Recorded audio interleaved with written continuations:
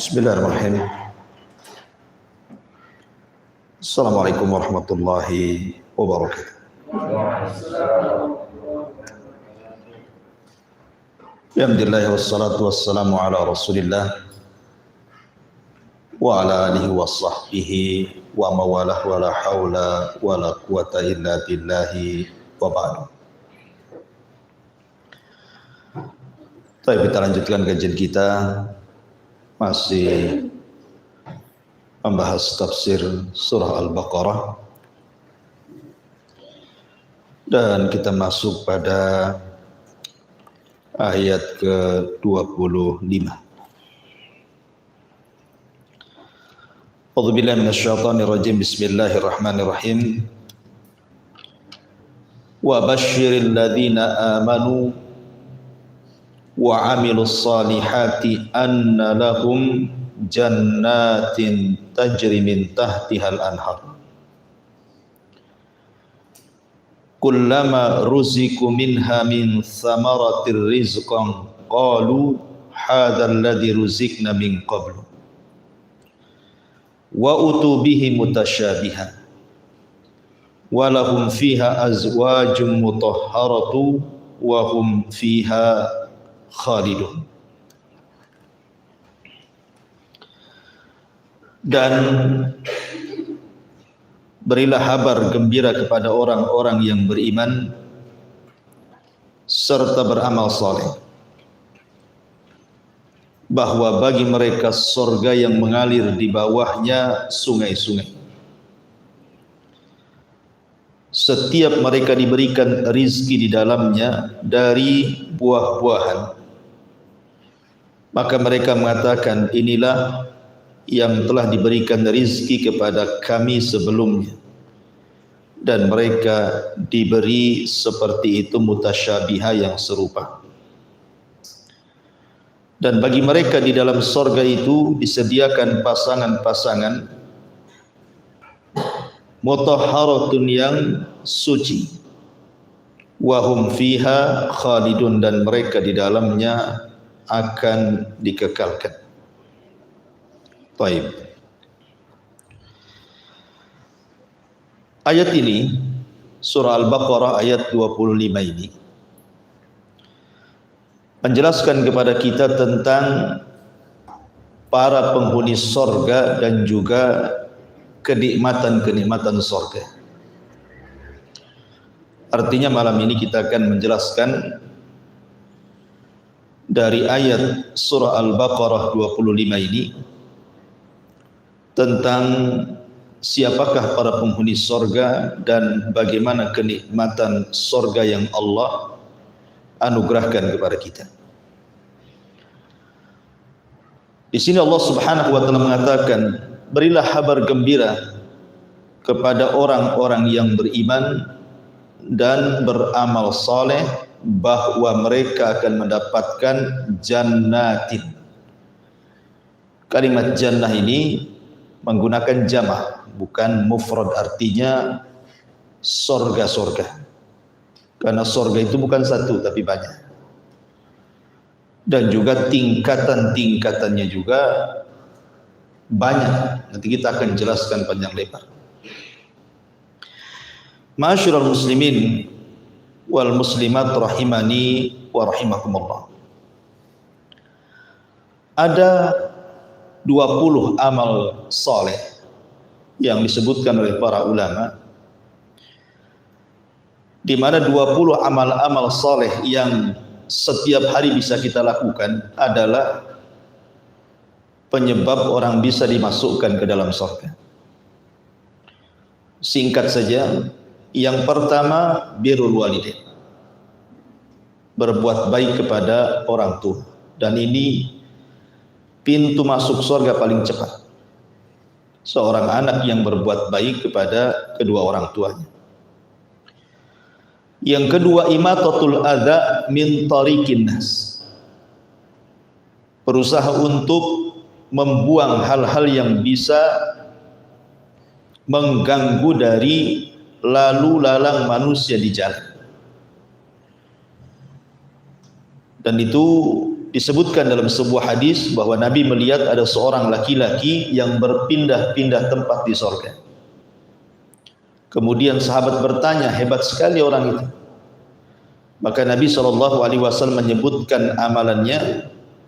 Kata Nabi SAW, fi syajaratin qata'aha min dhahri thariq, hanya karena memangkas batang pohon yang menjulur ke jalan, kana tu'dhin nas, di mana batang pohon itu mengganggu manusia. Hanya itu amalannya.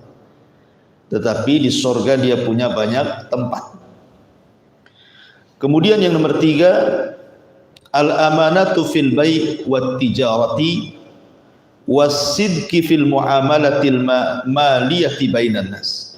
Berusaha amanah dalam jual beli, kemudian jujur dalam bermuamalah, khususnya berkaitan dengan harta, dengan manusia.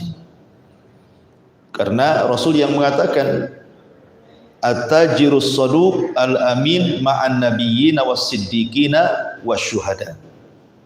Para pedagang, para peniaga yang jujur lagi amanah itu akan dikumpulkan bersama para nabi, para siddiqin dan para syuhada.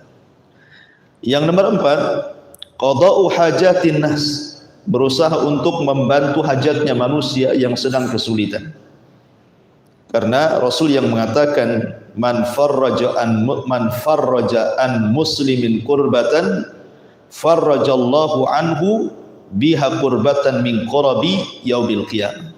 Barang siapa yang meringankan beban seorang muslim, maka Allah akan ringankan beban dia di hari ketika itu banyak beban yang Allah bebankan pada hari kiamat. Artinya orang ini dimudahkan masuk surga. Kemudian yang nomor 5, at-tarafu anil mujadalati wa kadmul ghaidi, berusaha untuk menghindari perdebatan dan sabar untuk tidak mudah marah. Karena Nabi SAW yang mengatakan bahwa orang-orang ini akan disediakan satu rumah di surga bagi orang yang dia berusaha untuk tidak melakukan perdebatan walaupun dia di pihak yang benar. Kemudian nomor 6, as-salatu ala waqtiha, berusaha untuk salat tepat waktu. Dan itu berdasarkan hadis yang sahih bahwa ini amalan terbaik dan bisa memasukkan ke dalam surga. Yang nomor 7, zikrullahi azza wajalla, berusaha berzikir kepada Allah azza wajalla dengan memperbanyak tasbih, tahmid, tahlil dan begitu seterusnya. Kemudian yang nomor 8, al-muhafadhatu alal adiyati wal aurat ats-tsabitati fis sunnah, berusaha untuk menjaga doa-doa dan wirid-wirid yang memang sudah dianjurkan dalam sunnah. Kemudian yang nomor 9, talabul ilmi wa ta'limuhu linnas, belajar seperti malam ini kita belajar. Kemudian setelah itu kita ajarkan ilmu yang kita dapat kepada manusia, karena jalan yang paling singkat menuju surga itu adalah ilmu. Man salaka tariqan yaltamisu fihi ilman sahhalallahu bihi tariqan ilal jannah.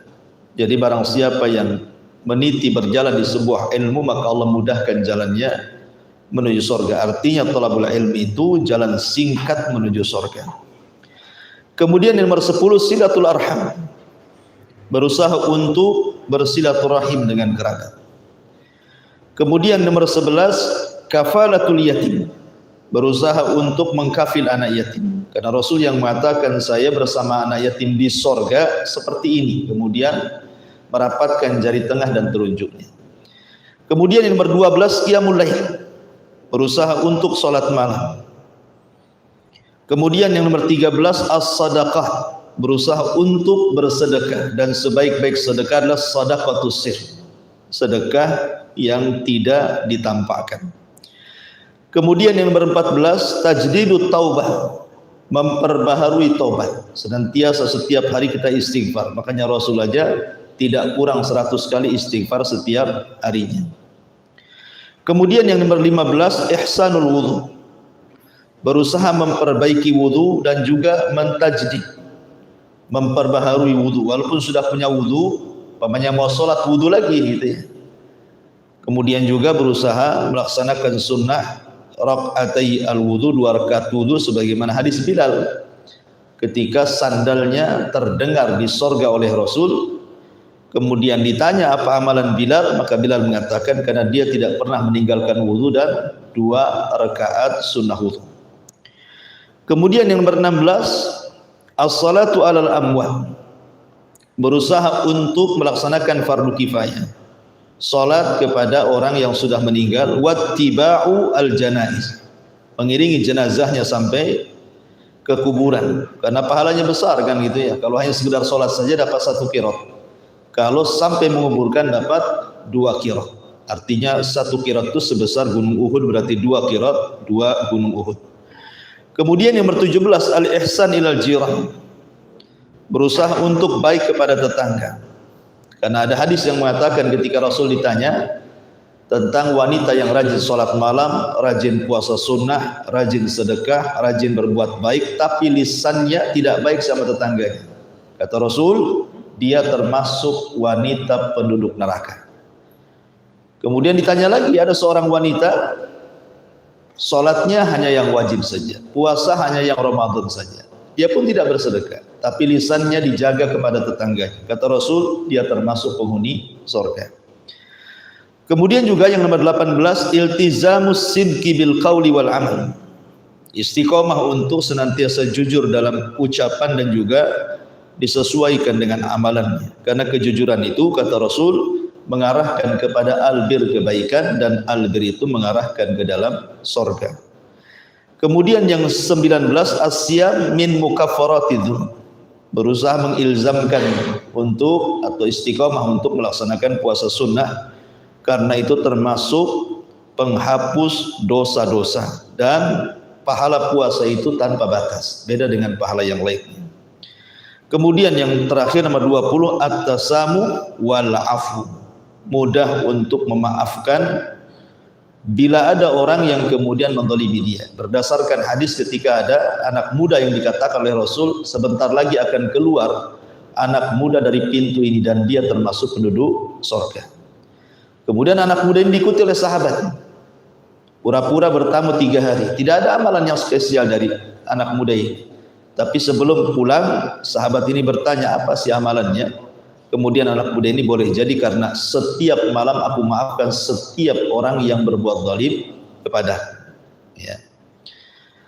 Kemudian juga tambahan saja, termasuk ada asbab-asbab ibadah kauliyah ucapan, seperti memperbanyak mengucapkan la ilaha illallah, kemudian memperbanyak ucapan tasbih, tahlil dan tahlil, kemudian memperbanyak doa, kemudian berusaha untuk menjaga membaca Al-Quran. Taib, itu diantara amal-amal soleh yang menyebabkan orang bisa masuk surga yang sifatnya yaumiyah, setiapnya sehari-hari kita bisa lakukan gitu.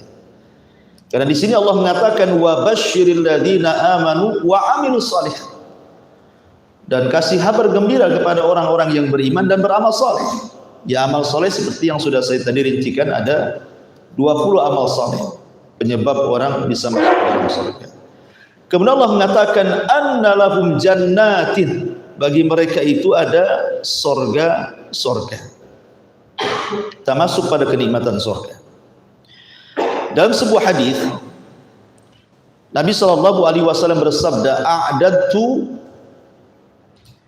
li ibadis salihin ma la ainun ra'at wa la udhunun sami'at wa la khatara ala qalbi bashar. Kata Nabi, aku telah mempersiapkan, jadi Allah telah mempersiapkan apa itu kenikmatan-kenikmatan bagi hamba-hamba yang saleh, yang tidak bisa dilihat mata, tidak didengar telinga, bahkan terlintas pun tidak bisa, saking nikmatnya. Makanya Allah menyebutkan dalam surah As-Sajdah ayat 17 ketika bicara tentang bidadari, Allah mengatakan fala ta'lamu nafsun ma ufiya lahum min qurrati a'yun jazaa'an bima kanu ya'malun. Maka tidak ada jiwa yang mengetahui bidadari-bidadari yang nyaman dipandang oleh mata yang Allah sembunyikan di dalam surga. Tidak ada yang tahu seperti apa, kecuali orang yang sudah masuk surga kan. secantik-cantiknya orang di dunia, ya tidak seberapa dibandingkan bidadari surga. Kemudian juga disebutkan dalam surah Al-Insan ayat 20. Allah mengatakan wa idza ra'aita thamma ra'aita na'iman wa mulkan kabira. Dan apabila kamu melihat di sana, maksudnya di surga, niscaya kamu akan melihat berbagai macam kenikmatan dan kerajaan-kerajaan besar. Jadi surga itu Allah sediakan kenikmatan-kenikmatan dan kerajaan-kerajaan besar. Al-Imam Al-Qurtubi rahimahullahu taala ketika memberikan catatan kepada ayat ini, apa kata dia? Lamma kanatil muluk talbasu fid dunya al-asawira wattijan ja'alallahu dzalika li ahlil jannah wa laysa ahadun min ahlil jannah illa wa fi yadihi thalathatu aswiratin siwarun min dhahabin wa siwarun min fiddatin wa siwarun min lu'lu'in. Kata Imam Qurtubi ketika menyebutkan pendapat ahli tafsir, tatkala para raja ketika di dunia memakai gelang-gelang dan mahkota-mahkota, maka Allah akan menjadikan hal itu bagi para penghuni sorga. Tidak seorang pun dari penghuni sorga kecuali di tangannya ada 3 gelang. Gelang dari emas, gelang dari perak, dan gelang dari mutiara. Dan ingat bahwa sahabat Abdullah bin Abbas radhiyallahu anhu mengatakan, laisa fil jannati syai'un mimma fid dunya illal asma. Tidak ada satupun yang berada di sorga dibandingkan dengan dunia itu kecuali hanya kesamaan nama, bukan hakikat. Ya, tentu emas di dunia dengan di sorga juga akan berbeda. Perak di dunia dengan di sorga juga berbeda. Istana di dunia dengan di sorga akan berbeda. Termasuk semua jenis makanan minuman, walaupun ada kemiripan nama. Di dunia ada pisang, di sorga ada pisang. Di dunia ada kurma, di sorga ada kurma. Di dunia ada anggur, di sorga ada anggur. Itu hanya kemiripan nama saja, kata Abdullah bin Abbas. Hakikatnya tidak seperti itu. Karena hakikatnya tadi mala ainun ra'at wala udhunun sami'at wala khatara ala qalbi bashar. Hakikatnya tidak bisa dibayangkan. Mata tidak pernah melihatnya, telinga tidak pernah mendengarnya, hati pun tidak terlintas seperti apa bentuknya. Makanya hanya sekedar persamaan nama saja. Taib, kita mulai kisah surga ini dari titian. Ya. Ma'asyiral muslimin yang dimuliakan Allah Subhanahu wa taala. Manusia ketika sudah proses hisabnya dan selesai hisab, tentu dibentangkan kepada mereka satu jembatan, dan di bawah jembatan itu neraka jahanam. Dari sini kita tahu bahwa tidaklah orang masuk surga kecuali harus melewati neraka. Tidak ada satupun orang yang masuk surga kecuali harus lewat neraka. Karena tidak ada manusia yang masuk surga kecuali harus melintasi titian. Sementara titian itu dibentangkan di bawahnya jahanam. Dan Allah Subhanahu wa taala berfirman di dalam Al-Qur'an, wa in kuntum illa wariduha. Dan kalian pasti akan melewatinya. Semua kalian pasti akan melewatinya. La ma'asyiral muslimin yang dimuliakan Allah Subhanahu wa taala, orang-orang yang melewati surga itu, maka Allah Subhanahu wa taala bentuk mereka dengan kelompok-kelompok, ataupun dalam bahasa Quran itu wasiqa ladzina amanu ilal jannati zumara. Dan orang-orang yang akan menghuni surga itu, mereka akan digiring berkelompok-kelompok. Jadi ada kelompok itu yang menyeberangi titian seperti kilat, atau sudah di ujung. Gitu. Ada yang seperti kedipan mata, atau sudah di ujung. Ada kelompok itu seperti kuda balap, gitu ya, atau sudah di ujung. Ada kelompok itu yang lari kencang, atau sudah di ujung. Dan yang terakhir adalah yang yahubbu habwa, merangkak-rangkak gitu ya. Kadang hampir jatuh, kemudian berdiri lagi, dan begitu seterusnya. Itu yang akhir melintasi titian. Lah kemudian ma'asyiral muslimin yang dimuliakan Allah Subhanahu wa taala, setelah kemudian mereka berada di sebuah tempat yang namanya kontor. Kontor itu artinya ujung daripada titian siratal mustaqim. Berarti sudah dekat ke pintu surga. Lah terjadi kisos di sini kan? Terjadi kisos antara orang-orang yang pernah mendzalimi dengan orang yang dizalimi. Kalau seandainya kemudian masih tersisa pahalanya, berarti ada kesempatan masuk surga.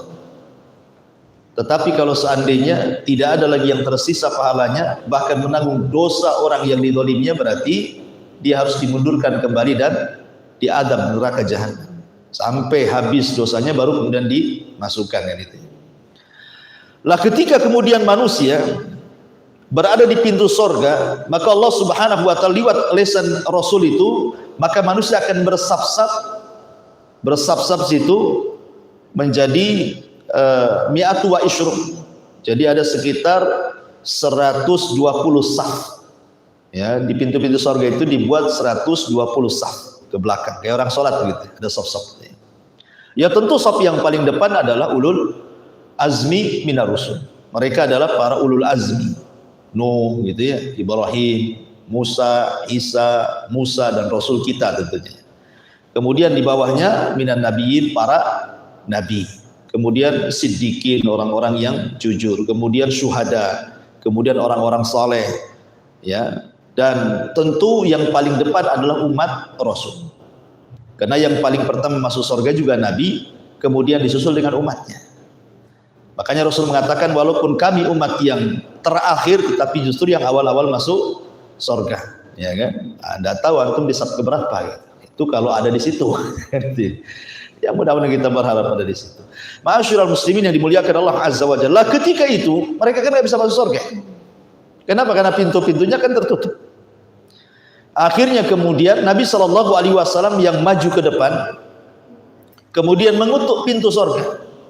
Kemudian malaikat Ridwan penjaga surga mengatakan, man, siapakah? Kata Nabi SAW, ana Muhammad, saya adalah Muhammad. Tawadhu, tidak menyebutkan title, tidak menyebutkan saya Rasul, saya Nabi, saya ulul azmi, tidak. Artinya Rasul mengajarkan kerendah dirian. Dan itu perlu dicontoh gitu ya, karena di zaman sekarang ini kalau punya titel, kadang-kadang namanya gak disebut, titelnya disebutkan itu. Kenalkan saya RT, kenalkan saya RW, gitu kan. Kadang-kadang ya sombongnya dulu. Artinya bahwa Nabi SAW ditanya Muhammad, oh kata Ridwan, aku diperintah Allah tidak boleh membuka pintu sorga kecuali engkau yang minta. Maka semua pintu sorga dibuka yang 8 itu. Manusia sedang bersab-sab berjubel-jubel tuh di pintu sorga, tidak bisa masuk.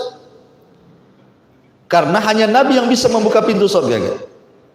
Nah disinilah kemudian setiap pintu sorga itu, ingat pintu sorga itu luas, disebutkan dalam hadis gitu ya, jaraknya itu. Jadi penyeru-penyeru itu sudah berada di pintu-pintu sorga, malaikat-malaikat itu sudah ada di pintu-pintu sorga. Kemudian mereka akan memanggil sesuai dengan apa yang di dunia dia biasakan dalam ibadah. Artinya kalau dia biasa sholat, maka akan dipanggil dari pintu sholat. Dan itu akan disebutkan satu persatu namanya.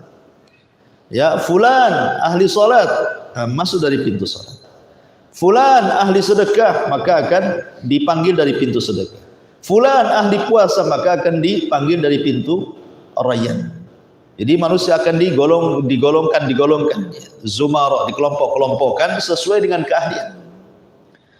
Makanya ketika Imam Malik rahimahullahu ta'ala menjawab kritikan dari Abdullah ibn Abdul Aziz al-Umari, kan pernah saya ceritakan, ketika disoroti ibadahnya Imam Malik yang kurang, maksudnya ibadah sunnahnya, karena sibuk mengajarkan hadis gitu ya, dikritik sama Abdullah ibn Abdul Aziz al-Umari agar Imam Malik lebih menggiatkan lagi kepada sholat-sholat sunnah, puasa-puasa sunnah, pokoknya diimbangkan antara ilmu dan amal sunnah itu.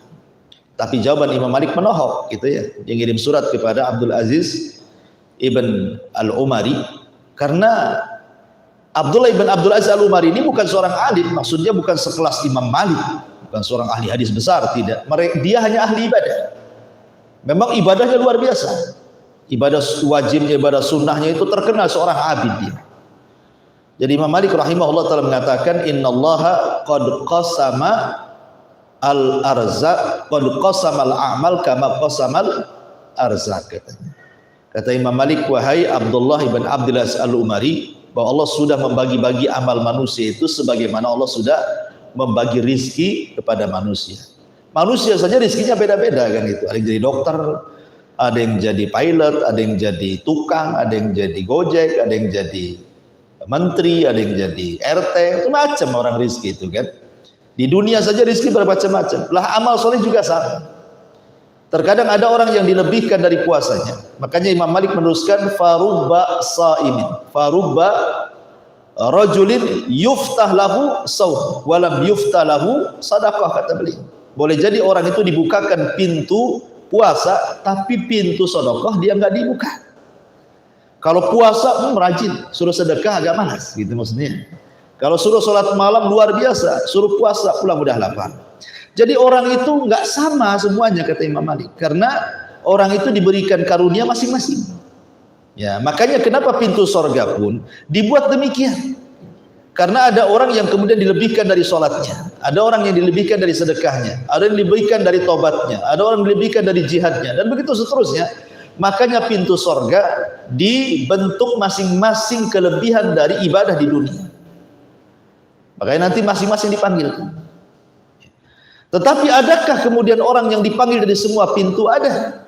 Siapa? Abu Bakar.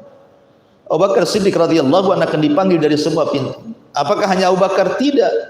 Ada beberapa orang seperti wanita yang melaksanakan 4 kewajiban. Kata Nabi SAW, "Idza shallatil mar'atu khamsaha wa shamat syahraha wa hafizat farjaha wa ata'at ba'laha qila laha udkhulil jannah min ayyi abwabis samaniyah syi'ti." Gitu.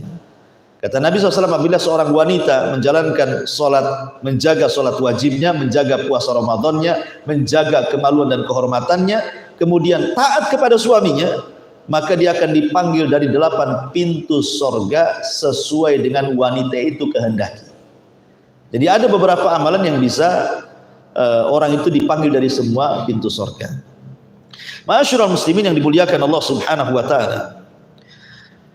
Sebelum saya lanjut kepada kenikmatan di dalam sorga, sorga itu digambarkan di dalam Al-Quranul Karim dengan beberapa nama. Ada kemudian dalam Quran itu sorga disebut Darussalam, tempat keselamatan. Kenapa? Karena di sorga itu tidak ada yang membahayakan. Karena orang masuk sorga itu betul-betul akan selamat. Selamat lisannya, tidak mencaci, tidak memaki. Selamat hatinya, tidak ada yang dengki, tidak ada yang hasad. Makanya Allah mengatakan, wa naza'na ma fi sudurihim min ghillin ikhwan. Kami cabut dalam hati penduduk sorga itu kedengkian. Jadi hati penduduk sorga itu adalah satu hati. Lisannya juga tidak membahayakan, perbuatannya tidak membahayakan, kemudian hatinya pun tidak membahayakan. Selamat, ya kan? Selamat akhlaknya. Termasuk juga nanti dijelaskan ketika bicara tentang kenikmatan surga, termasuk selamat fisiknya. Penduduk surga tidak meludah, penduduk surga tidak kencing, penduduk surga tidak berak, penduduk surga tidak mengeluarkan dahak, bahkan tidak mengeluarkan mani, madi, wadi, dan begitu seterusnya. Ya, selamat fisiknya. Bagi wanita tidak ada haid, tidak ada nifas. Bahkan bodinya selamat, tidak melahirkan. Karena wanita rusak bodi itu karena melahirkan kan gitu. Akhirnya melar gitu. Dulu istri antum pertama nikah langsing kayak bidadari. Punya anak 3, oh udah melar kan, gak jelas gitu. Ya karena melahirkan itu yang kemudian merubah fisik, ya kan. Di surga gak melahirkan. Jadi kalau pengen anak ya nanti tinggal diciptakan oleh Allah Azza wa Jalla. Nanti dijelaskan itu. Ya, intinya bahwa surga itu Darussalam, tempat selamat. Orang masuk surga selamat. Makanya salam pertama malaikat ketika kita masuk surga, apa kata malaikat? Salamun alaikum bima sabartum fa ni'ma uqbadar. Keselamatan bagi kalian. Karena engkau sudah sabar di dunia, sekarang balasannya. Dan ini surga sebaik-baik tempat untuk kalian, kata para malaikat yang menjemput orang-orang yang masuk ke dalam surga. Kemudian yang kedua ada namanya Jannatu Adn. Surga itu ada juga disebut surga Aden. Sehingga ada yang kemudian penulis ya yang berusaha untuk mencari tahu tentang surga yang pernah ditempati oleh Nabi Adam. Sebenarnya surga yang pernah ditempati Nabi Adam itu ada di langit atau ada di bumi? Ada yang berpendapat bahwa sorga yang ditempati Nabi Adam itu adanya di Yaman, di Aden sana. Tetapi pendapat yang kuat tidak. Sorga yang ditempati Nabi Adam yang di langit sana. Itu pula sorga yang akan ditempati oleh seluruh anak turunannya. Dan itu yang kuat berdasarkan nas Al-Quran dan juga sunnah-sunnah Nabi SAW.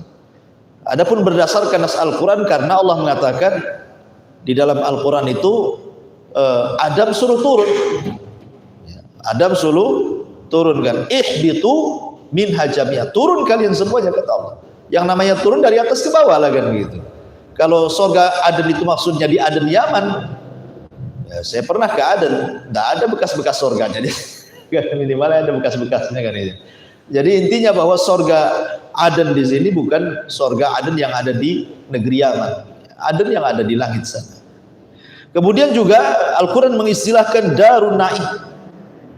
Naim diambil dari fa'il, artinya kenikmatan yang bertambah. Naim itu artinya kenikmatan yang banyak dan bertambah. Karena di surga itu kenikmatannya bertambah. Pamannya walaupun sama-sama minum nih, hari ini minum susu, besok minum susu. Susu rasa besok itu berbeda dengan rasa sekarang. Susu rasa lusa itu berbeda dengan susu kemarin. Ya, jadi makin hari makin lezat. Begitu juga buah-buahan. Pamannya sekarang kita makan buah nih, ada 3 buah anggur. Kita makan buah anggur pertama. Ya, lezat sekali. Kemudian setelah itu ambil buah anggur yang kedua, lebih lezat lagi. Kemudian yang ketiga lebih lezat lagi, gitu maksudnya. Dia akan bertambah kenikmatannya. Setiap hari akan bertambah. Makanya disebut Daru An-Naim. Kemudian juga disebut Darul Maqam. Dar al-Maqam. Tempat maqam, kedudukan yang sangat mulia. Dan di surga makom yang paling tinggi adalah makom Nabi SAW. Ya, makanya disebutkan makomam mahmudah. Allah mengatakan dalam setiap doa azan gimana? Allahumma rabba hadhihi da'wati tama was salatil qa'imah ati Muhammadanil wasilata wal fadilah wa ba'athu maqaman mahmudah. Jadi makom yang paling tertinggi adalah makom mahmud. Tempat yang paling terpuji, dan itu adalah tempat yang paling tinggi khusus untuk Rasul kita Muhammad SAW. Kemudian di kiri kanannya ada disebut maqam al-wasilah dan maqam al-fadilah. Ati Muhammadanil wasilah wal fadilah. Berarti ada 2 maqam di sini. Setelah maqam mahmudah paling tinggi, di bawahnya ada 2 maqam. Maqam wasilah itu diberikan kepada istri Fir'aun, namanya Asiyah bintu Muzahim. Kemudian maqam mahmudah diberikan kepada ibunda Isa bin Maryam bintu Imran. Dan 2 wanita ini keduanya akan menjadi istri Nabi SAW di surga. Maka bahasanya wa ati Muhammadanil wasilata wal fadilah. Berikan kepada Muhammad itu wasilah, maksudnya Asiyah bintu Muzahim, wal fadilah maksudnya Maryam bintu Imran. Jadi 4 wanita terbaik akan jadi keluarga Nabi.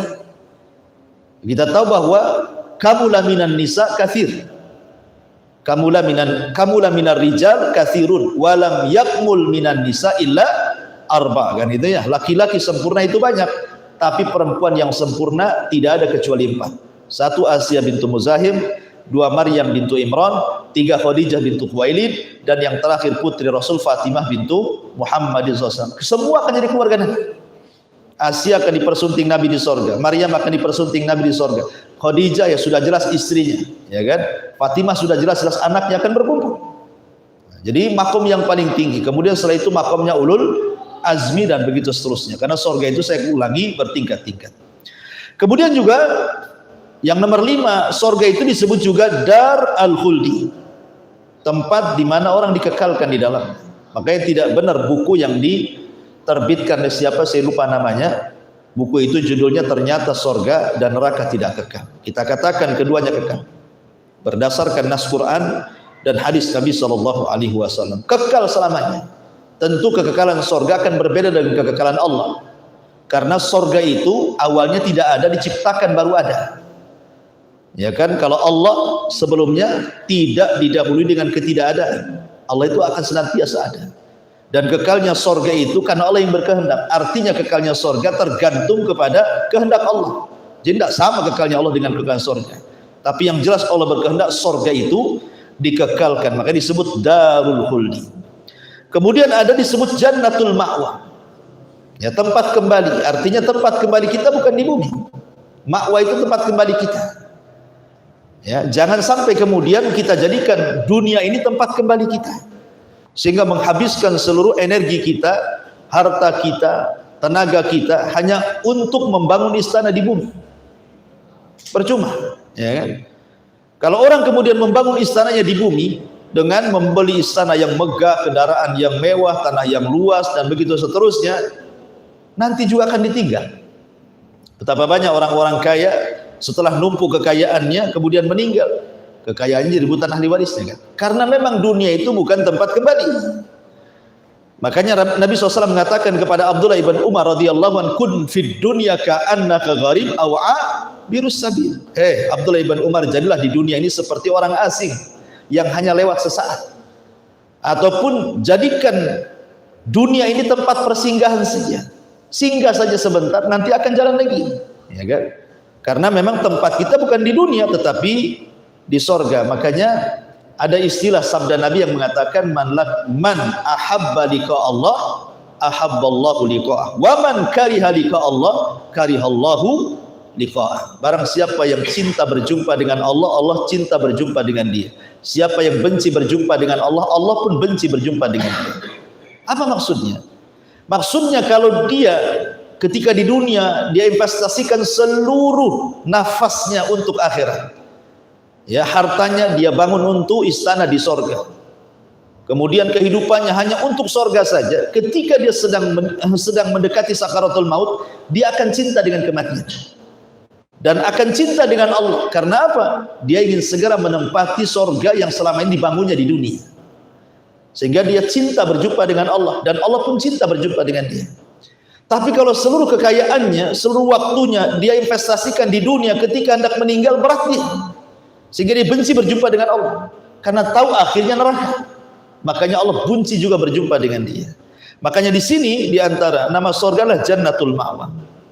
Kemudian yang ketujuh juga darul hayawan, artinya tempat kehidupan. Yang sesungguhnya kehidupan itu di surga. Kalau di dunia ini bukan sesungguhnya kehidupan, tapi darul ibtila, tempat kita diuji di dunia ini. Makanya sering saya katakan, orang di dunia ini satu tidak akan selamat dari istirahat, pasti sibuk, ya. Yang kedua tidak akan selamat dari ucapan manusia, pasti disakiti. Yang ketiga tidak selamat dari kematian, pasti mati.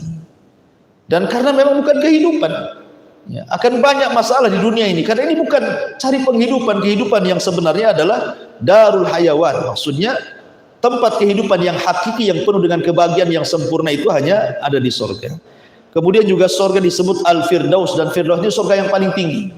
Sebagaimana sabda Nabi SAW, idza sa'altumullaha fas'alu al-firdaus al-a'la.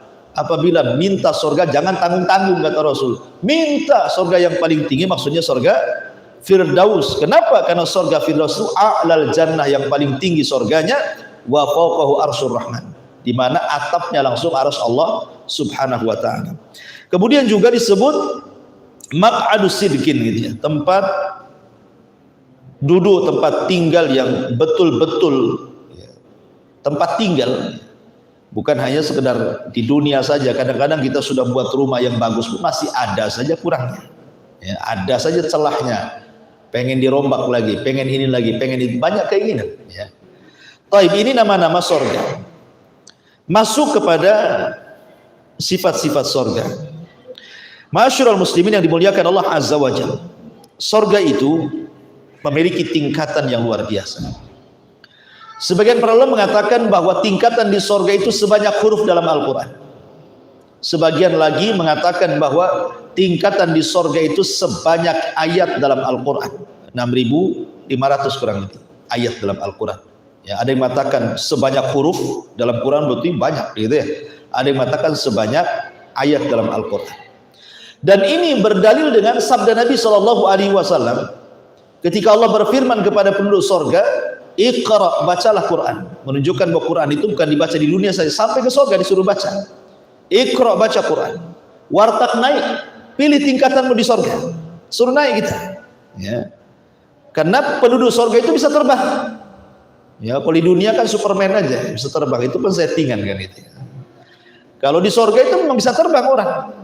Makanya disuruh iltak nyari ke atas. Kan tingkatan kan surga itu darajat, makin tinggi makin indah. Kalau neraka makin bawah makin jahat gitu ya. Jadi suruh naik, suruh terbang ke atas. Ya, sebagian lama mengatakan dikasih rop-rop. Rop-rop itu kasih sayap di belakang, terbang ke atas. Ya kan? Kemudian disuruh mencari tingkatannya di surga. Kemudian kata Nabi SAW, warattil, tetapi tartilkan bacaanmu, jangan tergesa-gesa. Warattil kama kunta turattil fid dunya. Kemudian Rasul mengatakan, fa inna manzilataka inda akhiri ayatin taqrauha. Tempat dudukmu, maksudnya tempat tingkatanmu di sorga itu disesuaikan dengan akhir ayat yang kau baca di dunia. Artinya semakin banyak gemar membaca Quran, semakin tinggi tingkatannya. Jadi bacaan Quran itu salah satu peninggi derajat ya di akhirat itu ya. Ma'asyiral muslimin yang dimuliakan Allah Azza wa Jalla. Dari sini kata Syekhul Islam Ibn Taimiyah rahimahullah taala mengambil istinbat dari hadis ini bahwa tingkatan sorga itu sebanyak ayat di dalam Al-Qur'an.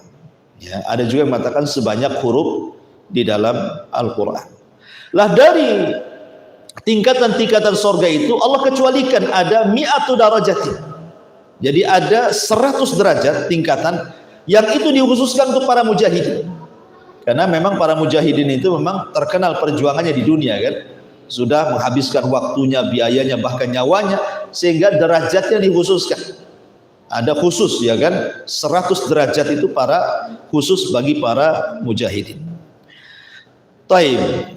Adapun kemudian sorga sendiri memang tidak dijelaskan berapa tingginya kan. Al-Quran hanya menyebutkan lebarnya saja. Ya, wasari'u ila magfirati min rabbikum wa jannatin arduhas samawat wal ard, kan itu ya. Bersegeralah kalian mencari ampunan Allah karena sorga itu seluas langit dan bumi. Al-Quran hanya menjelaskan luasnya saja. Ya, seluas langit dan bumi. Anda bisa bayangkan berapa luas langit dan bumi itu. Itulah satu sorga. Tapi Allah tidak menyebutkan berapa tingginya. Ya. Tapi yang jelas bahwa dengan besarnya sorga itu menunjukkan Allah Subhanahu wa taala sudah siapkan kita saja di dunia ini, ikhwatu fiddin, untuk mencari kapling untuk rumah kita saja. Kadang-kadang nggak kecapean kan, saking mahalnya. Akhirnya cari ruli pula ya kan, cari kapling gratisan, jadi dutan-dutan. Coba satu kapling saja kita harus beli. Di ruli aja ada harganya gitu ya, harus tetap juga beli kan gitu. Kamen serobot juga. Artinya di dunia saja harus satu petak tanah saja sudah sulit. Tapi di surga itu bukan satu petak tanah, seluas langit dan bumi, dikasihkan free, langsung kasih sertifikat. Ya, tidak usah bayar WTO, karena Allah Subhanahu wa taala sudah berikan kepada penduduk surga. Bayangkan. Tetapi kita diberikan tanah yang luas, terkadang juga orang tidak tergoda kan. Terkadang orang kalau datang kotak infak di depan itu masih juga 2.000 yang masuk, seolah-olah satu petak di surga itu masih 2.000 harga. Kan itu ya. Di dunia saja tidak ada itu harga satu petak rumah 2.000, itu tetap juga 20 juta gitu ya, 40 juta. Ini dia mau beli tanah di surga 2.000, 3.000 ya. Kadang lebih parah lagi yang ada bunyi kenceleng. Ditengok di sini 1.000, rupanya 100 perak. Jadi kadang-kadang ada orang meremehkan seperti itu. Taib, kembali bahwa Allah hanya menyebutkan luasnya, tapi tidak menyebutkan tingginya. Ayat ini ketika keluar, ketika turun gitu kan, ada seorang sahabat, lupa namanya siapa itu, pokoknya dalam perang Uhud, perang Badar. Jadi sahabat ini membawa kurma di tangannya. Kemudian dia mendengar ayat ini turun, bahwa surga itu seluas langit dan bumi. Maka kemudian dia mengatakan, ya Rasul, betul surga itu seluas langit dan bumi? Kata Rasul, ya. Kemudian dia maju melempar kurma-kurmanya. Dia mengatakan, kalau kurma ini masih di tanganku, maka tentu ini kehidupan yang melelahkan. Akhirnya kurmanya dilempar, dia pun perang, mati syahid. Ya kan? Begitulah para sahabat, kalau urusan surga itu tidak bisa ditawar-tawar. Seperti kasusnya siapa? Ayahanda Jabir bin Abdullah. Jadi Jabir bin Abdullah ini punya ayahanda namanya Abdullah ibn Haram. Abdullah ibn Haram ini cacat, pincang. Ya, sudah tua, nggak layak untuk jihad. Cuman masalahnya dia akan cemburu dengan teman-temannya yang ketika perang Badar terlibat dan Allah menangkan. Kemudian terjadi perang Uhud, dia ingin terlibat. Masa di Badar saya nggak ikut, di Uhud nggak ikut juga gitu. Jadi dia mengatakan kepada Nabi SAW, izinkan aku. Tapi kemudian Jabir mengatakan, ya Rasulullah, janganlah kau izinkan ayahku. Dia pincang, dia sudah tua, nggak layak perang. Anak putrinya pun banyak, siapa yang bisa merawat mereka? Kedengaran bapaknya marah, emosi. Ngomong sama Jabir, ya Jabir laulal jannah la afartuka iya. Kayak Jabir, enak saja kau ngomong, ya, mau menghentikan perang. Ya, kalau bukan karena kedudukan sorga, ku siap digantikan posisi. Tapi ini sorga, nggak mau saya gantikan posisi. Tetap. Akhirnya dia orang yang pertama mati syahid dalam Uhud, Abdullah ibn Haram. Dan dia satu-satunya sahabat yang diajak bicara Allah saat kematian. Jadi ketika dia mati syahid, Allah memanggil ruhnya, kemudian mengatakan, tamanna ya abdi, berangan-anganlah wahai hambaku, kau sudah mati untukku, kata Allah. Kemudian kata Abdullah bin Haram, ya Rabb, saya hanya ingin kembali ke dunia agar aku bisa perang kedua kalinya dan mati syahid kedua kalinya gitu. Bayangkan, kata Allah, mustahil orang mati hidup lagi, yang lain saja lah. Maka Abdullah bin Haram mengatakan, kalau begitu sampaikan kondisiku di sisimu kepada Jabir putraku dan kepada seluruh para sahabat. Dari sini turun ayat, wala tahsabannal ladzina qutilu fi sabilillahi amwatan bal hum ahya'in inda rabbihim yurzaqun. Jangan kau kira orang mati syahid itu mati. Mereka hidup di sisi Allah dan mereka diberikan rezeki yang melimpah. Ayat ini menghabarkan kondisi siapa? Abdullah bin Haram kepada semua umat Islam. Karena itu permintaannya. Kan itu ya. Taib, kembali bahwa sorga itu seluas langit dan bumi. Dan sorga itu bukan hanya satu sorga, tapi sorga-sorga. Ketika seorang sahabat namanya Harith Al-Harith, dia terlibat dalam perang Badar. Terlibat dalam perang Badar. Cuman masalahnya Al-Harith ini, ketika belum perang, jadi para sahabat menata pasukan di malam hari untuk keesokan hari perang. Jadi Al-Harith ini kan bagian daripada jaga malam, ribat fisabilillah gitu. Rupanya ada seorang sahabat yang namanya malam hari, dikiranya Al-Harith ini musuh yang menyusup, dipanah, mati kan itu ya. Jadi ini kan yang mana sahabat, yang mati juga sahabat, karena disangka musuh, ya kan, terpanah mati dia. Ketika kemudian selesai perang Badar, ibunya kan bertanya, di mana anak saya? Maka diceritakan, anaknya mati salah panah katanya kan. Disangka musuh, rupanya sahabat. Ibunya menangis. Datang kepada Nabi mengatakan, karena masalahnya Al-Harith ini mati, pemahaman ibunya, kalau mati tidak dalam perang berarti bukan syahid. Apalagi yang membunuh bukan orang kafir kan, yang membunuh sama-sama muslim kan, cuman salah sasaran aja. Makanya ibunya sedih. Dia datang kepada Nabi SAW. Di mana Al-Harith ya Rasulullah? Apakah dia di sorga atau di neraka? Maka kemudian Rasul mengatakan, ya Ummah Harith, saya Ummu Harith. Ingat, sorga itu bukan satu tingkatan. Dan anakmu di sorga yang paling tinggi. Dari sini menunjukkan bahwa sorga itu bertingkat-tingkat. Jadi saya sudah jelaskan ya. Taib. Dan sorga itu di mana letaknya? Ya di atas langit. Sorga itu tempatnya di atas langit. Lebih tepat lagi, dimulai dari Sidratil Muntaha. Ya, Sidratil Muntaha di atasnya sorga dan diakhiri di Arsy Allah. Jadi mulainya dari Sidratil Muntaha, akhirnya atapnya langsung Arsy Allah. Itulah sorga. Karena Allah yang mengatakan fi Sidratil Muntaha indaha jannatul ma'wa. Di Sidratil Muntaha di sisinya ada sorga. Sorga di atas Sidratil Muntaha. Baru setelah itu akhirnya di Arsy Allah.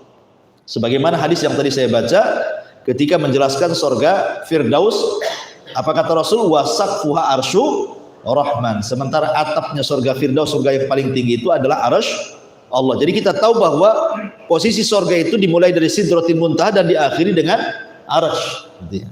Seperti itu. Ya. Baik. Masyarul muslimin yang dimuliakan Allah Subhanahu wa taala. Adapun para penghuni sorga, Nabi Shallallahu Alaihi Wasallam bersabda dalam sebuah hadis yang dikeluarkan Imam Bukhari dari sahabat Abdullah bin Mas'ud radhiyallahu anhu. Jadi Nabi Shallallahu Alaihi Wasallam suatu ketika bertanya kepada para sahabatnya, atardawna antakunu rub'a ahlil jannah, maukah kalian agar 1/4 dari kalian, maksudnya umat Islam, menjadi penduduk surga? Kulna, sahabat mengatakan, na'am, tentu ya Rasul. Maka Rasul mengatakan, atardawna antakunu thulutha ahlil jannah, ridhokah kalian menjadi umat yang 1/3 dari kalian menjadi penghuni surga? Kulna, sahabat mengatakan, na'am, tentu. Kata Nabi SAW, walladhi nafsu Muhammadin biyadi, inilah arju antakunu nisfa ahlil jannah, tetapi demi zat yang jiwa Muhammad berada di tangannya, aku berharap bahwa separuh umatku menjadi penduduk surga. Wadzalika li annal jannata la yadkhuluha illa nafsun muslimatun, karena surga tidak dimasukkan kecuali jiwa yang muslim, yang pasrah kepada Allah. Wa ma antum fi ahli syirki, dan kalian bukan termasuk ahli syirik. Dalam riwayat bahwa penghuni surga dari kalangan umat Rasul itu bukan separuh, tapi 2/3, sulusai, 2/3 umat Rasul. Berarti 1/3-nya bukan, tidak termasuk, kan? Artinya kan dari sini menunjukkan bahwa penghuni surga kebanyakan umat Islam, karena 2/3-nya masuk surga. Ya, luar biasa ya. Dan yang pertama masuk Nabi Shallallahu Alaihi Wasallam, kemudian disusul oleh umatnya. Taib. Ketika orang pertama masuk surga, apa yang dimakan dan apa yang diminum? Ya. Disebutkan dalam sebuah hadis, ada seseorang Yahudi bertanya kepada Nabi Shallallahu Alaihi Wasallam tentang makanan yang pertama kali dimakan penduduk surga. Maka Nabi SAW menjawab, ziyadatu kabidin nun, atau ziyadatu kabidil hud. Maka Nabi SAW mengatakan yang pertama kali dimakan penduduk surga adalah ziyadah kabidin nun, hatinya ikan paus. Yang pertama kali dimakan oleh penduduk surga. Kemudian ditanya lagi, fama ghada'uhu ala ithriha. Setelah memakan hatinya ikan paus, kemudian makanan selanjutnya apa yang dimakan? Maka Nabi SAW kemudian menjawab, akan disembelihkan yunharu lahum surul jannah, akan disembelihkan untuk mereka sapi-sapi sorga, alladhi ya'kulu min atrafiha, yang mereka makan dari ujung-ujungnya saja, yang lezat-lezatnya saja. Itu makanan kedua. Pertama makanan hati ikan paus, ya kan? Ada sih yang berusaha untuk mencari hikmahnya. Ya walaupun sebenarnya kita tidak perlu mencari hikmah, karena apa yang disabdakan Rasul selama hadis sahih kan samina wa ta'na. Kita cukup mendengar saja dan taat, ya kan? Nggak perlu membantah. Kenapa mesti hati ikan paus? Kenapa nggak pecel lele saja umpamanya, kan? Ya, memang begitu sabdanya. Tapi ada yang kemudian mencari hikmah. Ya, kenapa? Karena hati ikan paus itu memiliki faedah untuk menghilangkan keletihan yang selama ini penduduk surga itu sudah letih di padang mahsyar dengan perjalanan yang melelahkan, adanya hisab, mizan, macam-macam. Ya, belum lagi ketitian, belum lagi berjubel di pintu surga, lelah mereka. Maka sebagai jamunya untuk menghilangkan kelelahan itu memakan hati ikan paus. Ya, ada yang mencari hikmah seperti itu, tapi kan bagi kita diketahui hikmah atau tidak selama hadis ini saya samina saja, kan itu ya. Kemudian yang kedua, setelah makan hati ikan paus baru diberikan kepada mereka surul jannah, daging sapi surga. Nah, jangan antum samakan ya sapi dunia dengan sapi surga.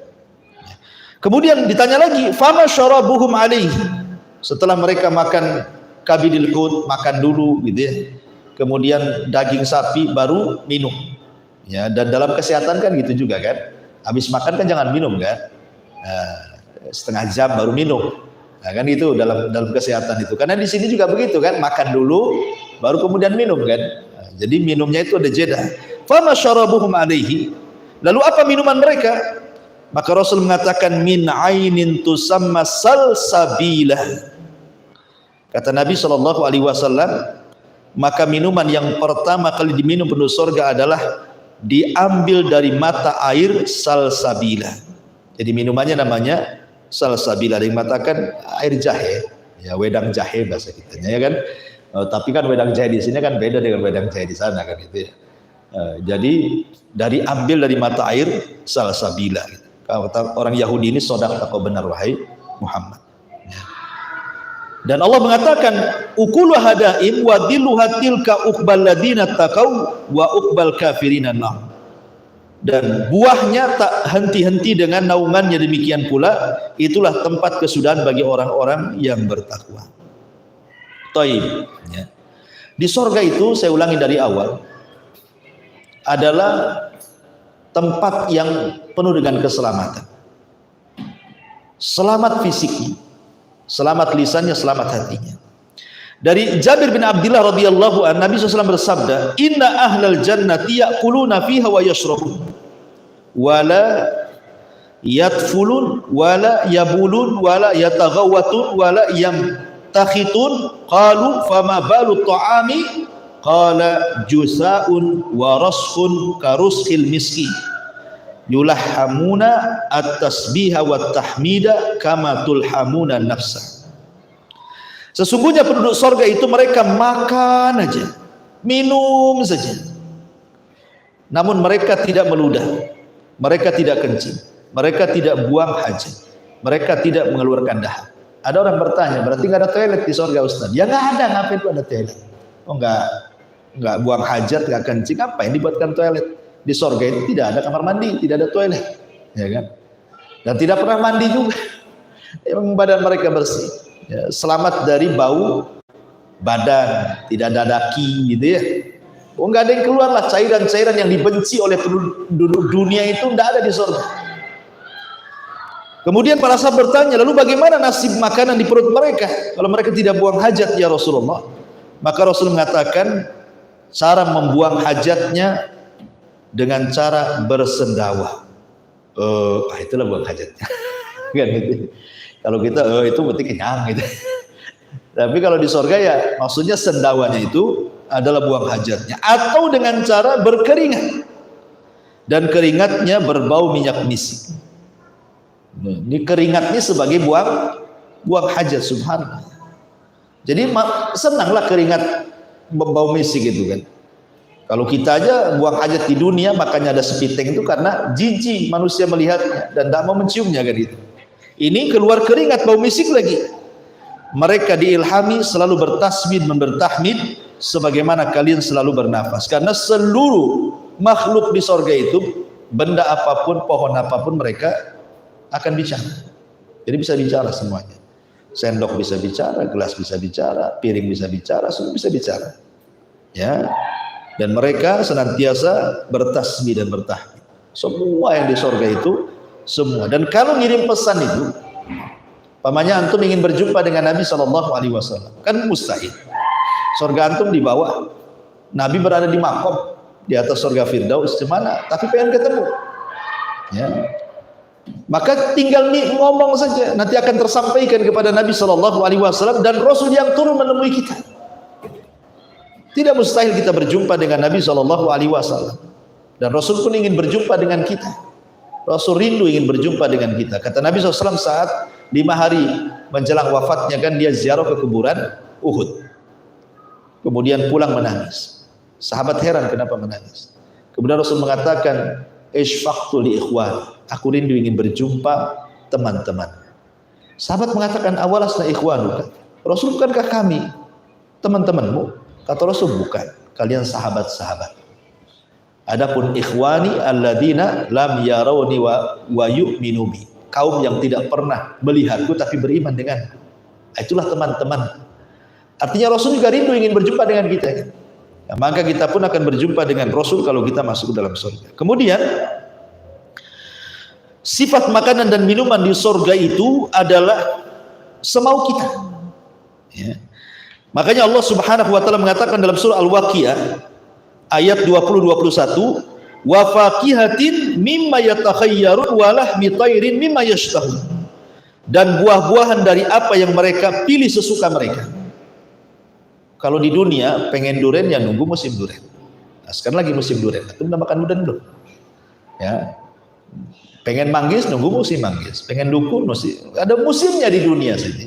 Tapi kalau di surga kan nggak ada musimnya, dan kita tinggal milih. Dan yang lebih mengherankan lagi di sini, walahmi tairin mimma yashtahun, dan daging-daging burung dari apa yang mereka inginkan. Ada yang mentafsirkan lahmi tairin.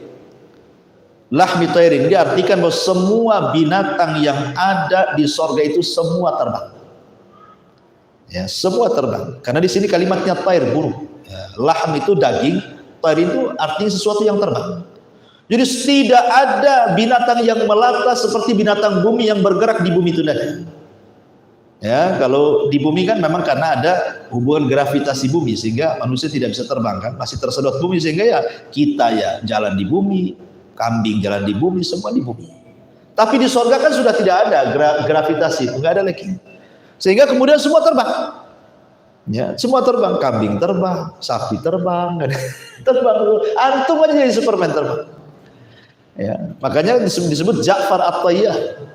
Ja'far itu terbang, haitsusya. Ya, sesuai dengan kehendak dia. Seperti hadis yang tadi saya katakan, Iqra, baca Quran, wartak dan terbanglah. Cari tempatmu di surga. Jadi semua terbang di surga itu, binatang terbang, orang terbang gitu. Dan tinggal ngomong saja, tinggal tunjuk saja, pengen daging ini tuh, lagi sapi lewat, pengen daging sapi. Langsung udah kepikir stik sapi udah ada di depannya gitu kan gitu ya. Jadi tidak perlu lagi harus ke Nagoya ya kan. Udah mahal lagi gitu. Apalagi BBM naik kan gitu. Ongkosnya udah mahal, mau makan mikir-mikir. Intinya bahwa memang di surga itu tidak bisa dibayangkan. Sehebat apapun saya membayangkan surga itu nggak akan kebayang surga itu. Saking indahnya. Baik. Masyaallah muslimin yang dimuliakan Allah Azza wa Jalla. Kemudian Allah mengatakan wa fiha ma tashtahil anfus wa taladzul a'yun wa antum fiha khalidun. Dan di dalam surga itu terdapat segala apa yang diinginkan oleh hati dan sedap dipandang mata dan kamu kekal di dalam. Dan Allah juga mengatakan kulu washrabu hani'an bima aslaftum fil ayyamil khaliyah. Makanlah dan minumlah dengan sedap disebabkan amal yang telah kamu kerjakan pada hari-hari yang lalu di dunia. Ini makanan surga. Bagaimana minumannya? Ma'asyiral muslimin yang dimuliakan Allah Azza wa Jalla. Allah Subhanahu wa taala memang sangat memanjakan penduduk surga. Kalau di dunia kita mau minum susu saja harus beli, dan itu pun ditaruh di kaleng susu gitu kan. Terkadang ada expirednya. Kadang-kadang kalau sudah dibuka tutupnya kemudian ditaruh di gelas, tidak bisa dibuat 2 hari. Kalau dibuat 2 hari mencret kita minumnya. Artinya bahwa banyak kendala-kendala di dunia ini. Mau madu ya nunggu dulu diperas dari tawon, dibotolin, beli botolan. Kadang-kadang ketipu rupanya gula kan gitu. Itulah di dunia ya. Nasib orang di dunia kan begitu ya. Mau apa lagi? Mau khamar tidak boleh, haram kan itu. Karena siapa yang mabuk di dunia nggak akan mabuk nanti di akhirat. Susah di dunia ini. Tapi lihat Allah Subhanahu wa taala mengatakan dalam surah Muhammad ayat 15. Allah mengatakan, "Matsalul jannati allati wa'idal muttaqun fiha anharun min ma'in ghairi asin wa anharun min labanin lam yataghayyar ta'muhu wa anharun min khamrin ladzatin lisyaribin wa anhar min asalin musaffa wa lahum fiha min kulli thamarati wa maghfirati min rabbihim." Perumpamaan surga yang telah dijanjikan bagi orang-orang yang bertakwa, di dalamnya terdapat sungai-sungai yang berisi air yang tidak pernah payau, tidak pernah keruh, jernih, jernih. Dan sungai-sungai yang isinya air susu. Kemudian sungai-sungai yang isinya air khamr yang sangat lezat dirasakan oleh para peminumnya, serta sungai-sungai yang berisi madu-madu murni yang sudah disaring, dan di dalamnya mereka memperoleh segala macam buah-buahan dan ampunan dari Rabb mereka. Masyaallah muslimin yang dimuliakan Allah Subhanahu wa taala. Kalau kita melihat satu contoh saja khamar di dunia ya kan. Khamar di dunia itu pertama mengandung alkohol, otomatis memabukkan. Ya kan? Kemudian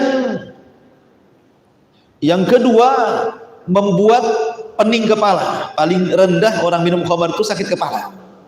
Ya paling tinggi ya tidur di solokan gitu ya, nggak sadar. Kemudian juga nyerocos gitu ya, kadang-kadang menghina orang, mencaci maki orang. Makanya di zaman Umar ditambah hukuman dari 40 cambukan di zaman Nabi, kemudian Di zaman Umar ditambah jadi 80 cambukan. Kenapa? Karena disamakan dengan para penuduh wanita baik-baik dikatakan berzina. Kan hadnya berapa? 80 cambukan. Lah, peminum khamr ditambah sama Umar, disamakan hukumannya karena orang yang lagi mabuk terkadang menuduh orang yang enggak. Ya kan? Maka disamakan sama Umar hukumannya. Dari zaman Rasul 40 cambukan menjadi 80 cambukan gitu ya. Nah, perhatikan di sini beberapa dalil. Allah mengatakan dalam surah As-Saffat ayat 47, la fiha ghaulun wa lahum anha yunzifun. Tidak ada dalam khamr itu alkohol, maksudnya khamr surga, tidak ada dalam khamr surga itu alkohol dan mereka tidak mabuk karenanya. Sebanyak-banyak minum khamr di surga itu tidak akan mabuk. Tapi lihat khamr di dunia bisa merusak segalanya. Ya, merusak hati, merusak jantung, ginjal, semua merusak dia kan. Ini tidak ya. Kemudian juga Allah mengatakan dalam surah Al-Waqiah 19, la yusaddauna anha wa la yunzifun. Khamr-khamr di surga itu tidak membuat pening kepala dan tidak pula memabukkan. Dan warnanya putih. Dan Allah mengatakan dalam surah As-Saffat ayat 46, baydha'u ladzati lisyaribin, warnanya putih dan lezat sekali. Minum khamr di akhirat itu warnanya putih dan sangat lezat. Dan juga Allah mengatakan dalam ayat yang lain, dalam sebuah hadis yang dikeluarkan oleh Ibnu Katsir dalam tafsirnya, lam ta'surha ar-rijalu bi aqdamiha. Para laki-laki tidak perlu memerasnya dengan kaki-kaki mereka. Artinya di dunia saja kalau perlu madus, perlu khamr itu kan diperas dulu kan. Kan khamr itu kan dari buah-buahan juga ya kan, dari anggur, dari yang lainnya gitu ya. Jadi tidak perlu diperas dan itu dalam bentuk sungai. Dan antum perlu tahu bahwa sungai di sorga itu tidak ada paritnya, tidak ada penghalang. Maksudnya kalau kita kan membuat solokan itu kan dibuat parit kiri kanan. Maksudnya ditinggikan sebelah sini, ditinggikan sebelah sini, baru dialirkan di tengah kan, supaya jangan meluber. Lah di sorga sungai itu tidak ada parit kiri kanan, tidak ada bangunan kiri kanan, ya begitu saja. Ya, tapi tidak meluber, gitu maksudnya. Ya, dan ini berdasarkan gitu ya, berdasarkan beberapa riwayat dari hadis Nabi Shallallahu Alaihi Wasallam tentang masalah ini. Taib. Adapun kemudian itu cerita makanan minuman penduduk surga, cerita bangunan. Bangunan di surga itu diriwayatkan dari seorang sahabat Nabi Shallallahu Alaihi Wasallam yang dikeluarkan Imam Tirmidzi dan juga disahihkan oleh Syekh Nasiruddin Al-Albani rahimahullah taala, ketika dua sahabat bertanya kepada Rasul soal bangunan surga. Jadi dia mengatakan, akhbirna an bina'il jannah ya Rasulullah. Rasul tolonglah jelaskan bangunan-bangunan surga itu kayak apa, rumah-rumah surga, istana-istana surga itu kayak apa gitu. Maka Nabi SAW mengatakan, labinatun min zahabin wa labinatun min fiddatin. Satu bata untuk membangun bangunan dari surga terbuat dari emas, dan bata yang lain terbuat dari perak. Wa mila tuha al-mis, kemudian lantainya berupa minyak kasturi yang semerbak. Wa turbatuha za'faran, tanahnya berupa za'faran. Wa khusbanuha lu'lu wal yakut, kerikilnya berupa mutiara-mutiara dan permata. Kerikilnya dari mutiara, permata lagi, kerikilnya. Di dunia saja ada mutiara dan permata, mahalnya luar biasa. Dan kita bangun rumah itu bukan satu dua pasir, satu truk kan itu. Kalau satu truk mutiara dengan permata dah kaya itu. Tapi itulah pasirnya. Untuk bangunan-bangunan di surga itulah pasirnya seperti itu. Ya, lantainya minyak kasturi, bata-batunya emas perak, kan, luar biasa. Ya, kita punya segede bata emas saja gitu udah kaya tuh. Satu bata saja kan emas gitu ya. Emas batangan segede bata saja udah kaya. Kemudian Rasul mengatakan, man yadkhuluha yan wala ya'as wala yab'as wa yukhlad wala yamut wala tablas thiyabuhum wala yafna syababuhum. Siapa yang masuk ke dalam surga, maka ia selalu berada dalam keadaan senang dan tidak pernah susah. Makanya muka-muka penduduk surga itu wujuhu yauma idzin naimah. Ya. Wajah-wajah penduduk surga itu naimah. Naimah itu ya seperti kita di dunia ini baru selesai bayar utang, tiba-tiba kemudian dapat hadiah uang miliaran, kan senang tuh hidupnya. Ya. Dia pusing punya utang 10 ribu, tahu-tahu ada yang ngasih uang 1 miliar. Nah, kalau bayar 10 ribu kan sisanya masih banyak tuh. Oh, senang dia kan. Nampaklah orang senang itu di dunia itu. Dan orang susah pun nampak gitu. Tengok orang punya utang kan nampak itu mukanya. Stres gitu. Jadi wajah-wajah penuh surga seperti itu karena banyak kenikmatan dan ada beban. Ya wajah-wajah mereka itu penuh dengan nikmat, nampak gitu. Wajah-wajah penuh surga itu penuh dengan nikmat. Makanya orang yang masuk surga itu mereka senang. Yang luar biasa lagi adalah wa yukhlad wala yamut wala tabla thiyabuhum wala yafna syababuhum. Artinya tidak pernah susah, ia kekal tidak pernah mati, bajunya tidak pernah rusak, dan masa mudanya tidak akan berlalu. Masa mudanya tidak akan berlalu. Padahal istilah syarah mengatakan laitas syabab yaudu yauman. Kata orang Arab itu, seandainya masa muda itu bisa diputar balikan ke belakang, mustahil, ya kan? Lihat orang-orang yang sudah tua-tua, yang sudah usia 60, ya 70, terkadang kalau bercerita apa yang dibanggakan? Masa mudanya, ya kan?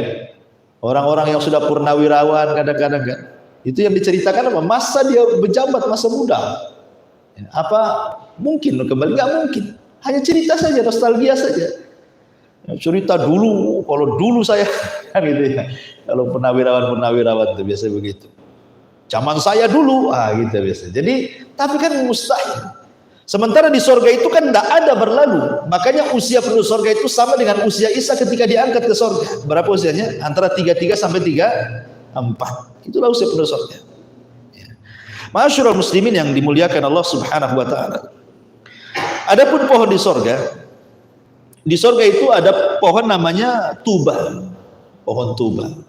Allah mengatakan bada al-Islam gharib wa sayaudu ghariban kama bada fatuba lil ghuraba. Islam itu awalnya asing, nanti akan asing, beruntunglah orang-orang yang asing itu. Tuba, ada yang mengatakan tuba di sini syajarul jannah, syajaratul jannah, pohon yang ada di sorga. Di mana Nabi SAW kemudian menjelaskan nih, inna fil jannati la syajaratun yasirur raqibu fi dhilliha mi'ata sanati. Di sorga itu ada satu pohon, seorang mengendarai berjalan di bawah naungannya selama 100 tahun tidak putus tuh bayangannya. 100 tahun pakai kuda balap untuk memutus bayangan pohon tidak akan terputus. Padahal kita kalau di rumah di depannya ada pohon mangga, ada pohon rambutan, kayaknya enak kita buat kursi-kursi di bawah pohon itu kan. Nah, ini pas siang-siang ini enak juga nih, duduk-duduk depan rumah sambil makan sayur asam, ikan asin gitu ya, sambal terasi, kayaknya enak kali kan itu. Kira-kira ketika matahari geser ke arah barat sedikit, kenalan matahari kita, masuk lagi ke rumah, kan gitu ya. Kita ini mau bernaung di bawah pohon itu, paling berapa menit lah kita bisa bernaung di sini. Lebihnya ketika matahari bergeser ya panas lagi. Tapi di sorga Anda bisa bernaung sepuasnya di sini. Ya, sampai ada kuda balap 100 tahun melewati naungannya gak keputus. Besar sekali pohon ya kan itu ya. Taib. Adapun fisik penghuni surga. Abu Hurairah radhiyallahu an bersabda, Nabi SAW bersabda dari Abi Hurairah radhiyallahu an dalam Bukhari Muslim, Rasul mengatakan, "Khalaqallahu Adam ala suratihi. Tuluhu sittuna dira'ah. Fa kullu man yadkhulul jannah ala surati Adam." Allah menciptakan Adam dalam rupa seperti dia yang sangat indah. Panjangnya 60 dhira' hasta. Semua orang yang masuk surga akan seperti bentuk fisik Adam. Kalau di dunia kan macam-macam tuh orang itu, ada yang tinggi ideal gitu ya, ada yang pendek, ada yang lebih pendek lagi cebol gitu ya kan. Ya. Terkadang menjadi hinaan orang. Fisik orang tuh kadang-kadang menjadi hinaan orang kan di dunia ini. Gara-gara tinggi dibilang si tawil, si tinggi gitu. Gara-gara pendek dibilang si cebol gitu. Gara-gara gendut dibilang si gedrum. Nah, macam-macam di dunia ini. Salah, fisik aja harus dijaga, kalau nggak dijaga dihina orang. Tetapi fisik penduduk surga itu semua sama, tidak akan berubah fisiknya, sempurna fisiknya. Karena ingat bahwa Nabi SAW mengatakan, yuhsyaru ma baina sakti ila syaikhil fani yaumal qiyamah fi khalqi Adam wa qalbi Ayyub wa husni Yusuf murdan mukahhalid. Ya. bagaimana Rasul menggambarkan nih bentuk penduduk surga. Mereka dibangkitkan di usia antara bayi dan manusia tua di hari kiamat sama dengan bentuk Adam. Artinya tidak ada anak dan tidak ada orang tua, semua sama seperti Adam. Dan Adam itu orang tampan. Ya. Kemudian Rasul mengatakan hatinya sama dengan Ayub dan tampannya sama dengan Yusuf. Penduduk surga itu hatinya sama dengan Ayub. Hati Ayub itu seperti apa? Sabar. Dicaci maki orang diam saja. Itu hati Ayub. Makanya kalau seandainya kita bicara tentang sabar itu, sabarlah seperti sabar Ayub. Itu istilah saja. Gak mungkin kamu sabar seperti Ayub. Tetapi karena kalau cerita tentang Imam Sabirin, imamnya orang-orang yang ingin sabar, itulah Ayub orangnya. Ayub itu nabi yang paling sabar. 18 tahun dia diuji oleh Allah Subhanahu wa taala dengan berbagai macam kefakiran, penyakit, meninggalnya anak-anak, tetapi tidak pernah mengeluh satu kalimat pun kepada Allah Azza wa Jalla. Luar biasa. Hari ini kita lihat pemerintah baru akan menaikkan BBM, baru akan, belum ya, walaupun setelahnya dinaikkan, tapi baru akan saja sudah macam-macam kan ngomongnya. Itu tidak hendak membela pemerintah atau enggak, maksudnya baru akan dapat pengumuman. Udah kebayang tuh masa depan tuh. Wah, ini kalau BBM naik ini pasti naik, itu pasti naik. Udah ngeluh duluan kan gitu. Padahal belum kejadian, setelah kejadian makin ngeluh lagi. Ya, karena tidak sabar tadi. Ya, jadi terkadang seperti itu. Jadi di surga tidak ada hati-hati yang seperti itu. Kenapa? Karena terpenuhi ekonominya. Ya, kalau di dunia ngeluh karena tidak terpenuhi ekonomi, makanya ngeluh kan itu ya. Di surga terpenuhi semuanya. Ya. Jadi apa lagi mau berbuat jahat apa lagi? Semua sudah ada. Ya. Makanya salah satu kemudian kalau mengurangi kejahatan ya harus ekonominya harus mapan kan itu. Walaupun tak jarang juga yang buat jahat pula yang mapan-mapan ekonomi pula lebih parah gitu ya. Intinya bahwa di sini bahwa hati mereka sama dengan Ayub dan ketampanan mereka seperti Yusuf. Bayangkan kita cerita Nabi Yusuf ketika emak-emak yang ada di Mesir itu meledek Zulaiha. Zulaiha katanya, masa tergoda dengan budaknya, malu-maluin saja katanya. Kata Zulaiha, dia tak tahu budakku seperti apa katanya. Aku undang mereka semua. Akhirnya diundang istri si pejabat yang ngomel-ngomel itu, yang biasa mama kan begitu ya, ngerumpi. Diundang, kasih buah-buahan, kasih pisau. Nah, setelah mereka pegang pisau semuanya, kemudian mereka sedang iris buah-buahan semuanya, kata Zulaiha, wahai Yusuf, keluar kau kata. Keluar. Dipandang semua sama mama pejabat itu. Apa kata mereka? Ma hadza illa malakun karim. Ini bukan manusia, ini malaikat katanya. Gitu. Bayangkan mereka sampai membayangkan Nabi Yusuf ini bukan manusia, ini malaikat katanya. Ini bukan manusia, malaikat. Kemudian fakotokna, bukan kotoa, pakai tas lagi. Kotok. Nah, bahasa Quran itu beda. Kalau kotoa satu irisan, kalau kotok itu artinya beriris-iris. Fakotokna aidiyahunna, mereka mengiris-iris. Bukan buah-buah, jarinya diiris-iris semuanya. Ya, jadi habis dan tidak terasa. Karena orang khusyuk itu kadang-kadang sakit pun tidak terasa. Tengok anak-anak main game itu, nggak makan seharian nggak nongkrong, nggak terasa lapar itu. Jadi walaupun diurus nggak terasa karena saking khusyuknya melihat Yusuf gitu. Sampai dibilang malaikat. Coba bayangkan, baru tahu mak-mak ini kata Zulaiha, itulah Yusuf.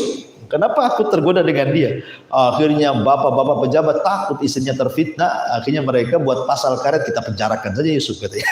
Akhirnya dipenjara lah Yusuf gara-gara itu kan. Nah, kembali bahwa intinya bahwa di sini bagaimana penduduk surga itu setampan Yusuf, sehati Ayub, setinggi Adam. Luar biasa kan itu. Kemudian juga kesibukan penduduk surga. Allah mengatakan dalam surah Yasin ayat 55, inna ashabal jannah al-yawma fi syughulin faqih. Sungguhnya penduduk surga itu di dalam kesibukan yang menyenangkan. Nabi SAW ya ditanya oleh para sahabat, wahai Rasul, apakah kami akan bertemu dengan istri kami kelak di surga? Kata Rasul menjawab, innar rajula la yasilu fil yaumi ila mi'ati adra. Seorang laki-laki dalam sehari mampu berhubungan badan dengan 100 bidadari. Ya, antum aja kalau sudah berumur kan kadang-kadang nggak bisa setiap hari, 4 hari sekali kan itu ya. Kadang-kadang minum jamu dulu itu, ajar jahanam. biar strong gitu kan. Di sorga satu hari loh, antum bergilir 100 bidadari. Bisa bayangkan. Allah berikan kekuatan.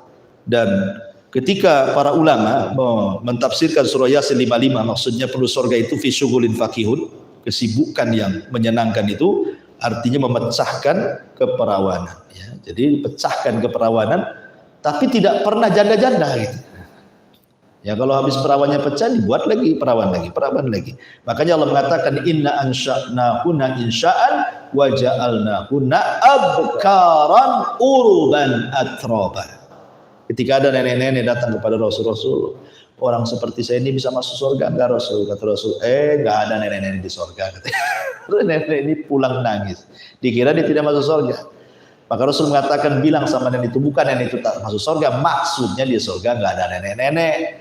Ya, karena semuanya akan jadi perawan usianya 33 sampai 34. Katakan kepadanya inna ansha'nahunna insha'an wa ja'alnahunna abkaran uruban atraba. Kami jadikan mereka perawan uruban atraba, usianya sama.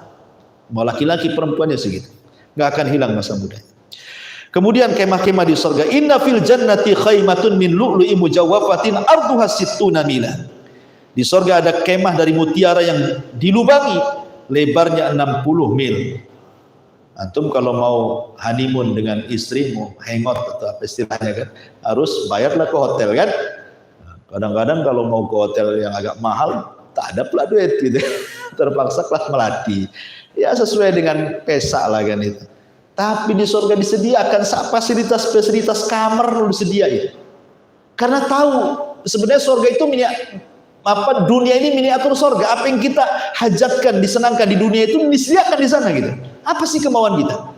Mau rekreasi udah ada, ya. Nanti kita ceritakan bagaimana ada air yang mancur dari bawah, ada air yang curah dari atas, ada yang sungai, ada macam-macam. Itu kan tempat-tempat rekreasi manusia di dunia. Di surga ada semuanya, disediakan taman-tamannya, kebun-kebunnya, ya luar biasa gitu.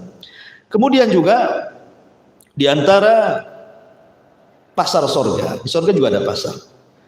Anas bin Malik radhiyallahu anhu menyampaikan sabda Nabi sallallahu alaihi wasallam, "Inna fil jannati lasuqa ya'tunaha kulla jum'atin fatakhuburihus simali fatakhussu fi wujuhihim wa thiyabihim fayazdaduna husnan wa jamala fayarji'una ila ahlihim wa qadizdadu husnan wa jamala fayaqulu lahum ahluhum wallahi laqad izdastum ba'dana husnan wa jamala fayaquluna wa antum wallahi laqad izdastum ba'dana husnan wa jamala." Subhanallah, ya, dalam hadis Muslim, sungguh di sorga itu ada pasar yang didatangi penghuninya sorga setiap Jumat. Di dunia itu disebut hari Jumat, di sorga disebut Yaumul Mazid, ya.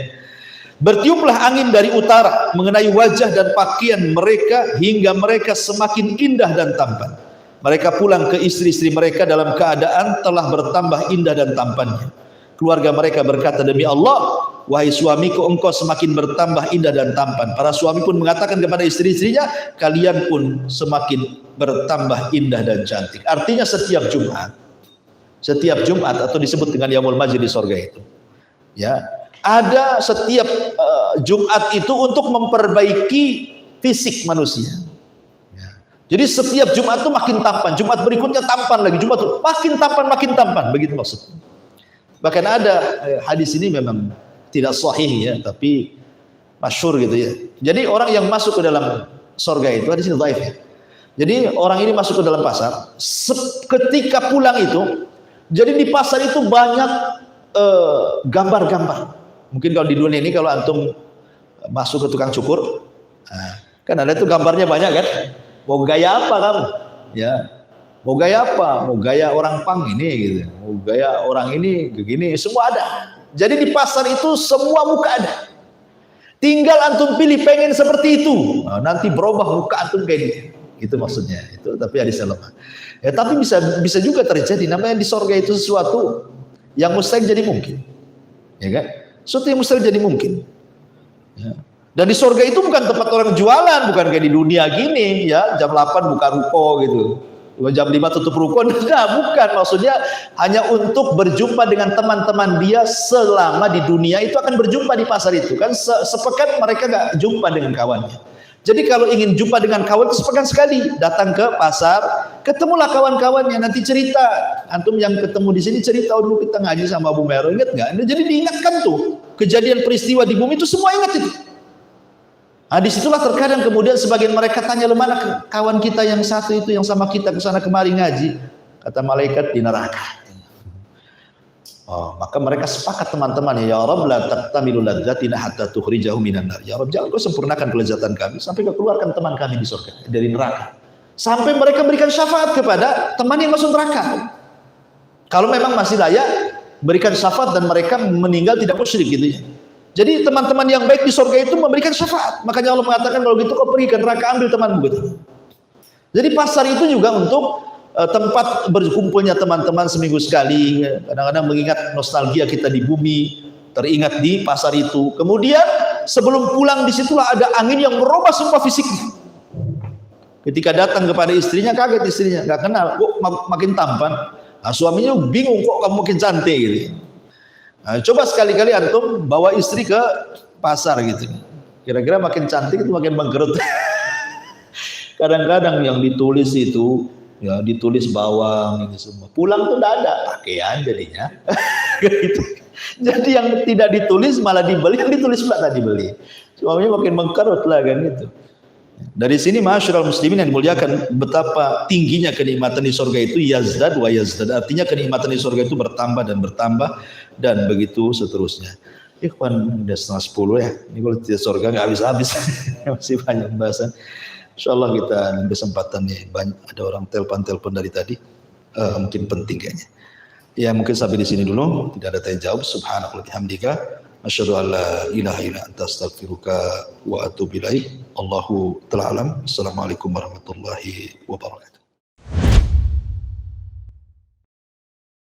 Intinya bahwa tolong berakhlak kepada Allah. Membahas tafsir dari surah Al-Imran. Lahirlah Imam Muslim, Abi Dawud, Tirmidzi, Ibnu Hibban. Jadi ketika Yunus alaihi salatu wassalam terkena undian itu,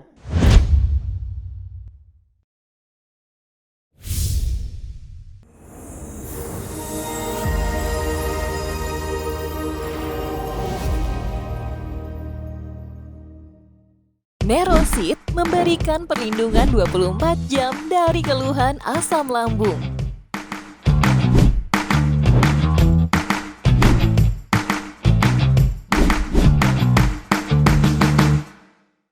Nerosit memberikan perlindungan 24 jam dari keluhan asam lambung.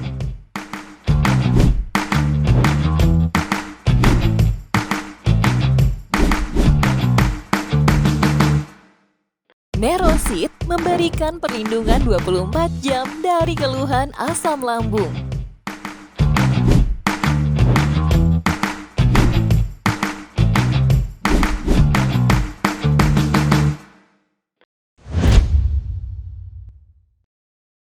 Intinya bahwa tolong berakhlak kepada Allah. Membahas tafsir dari surah Al-Imran.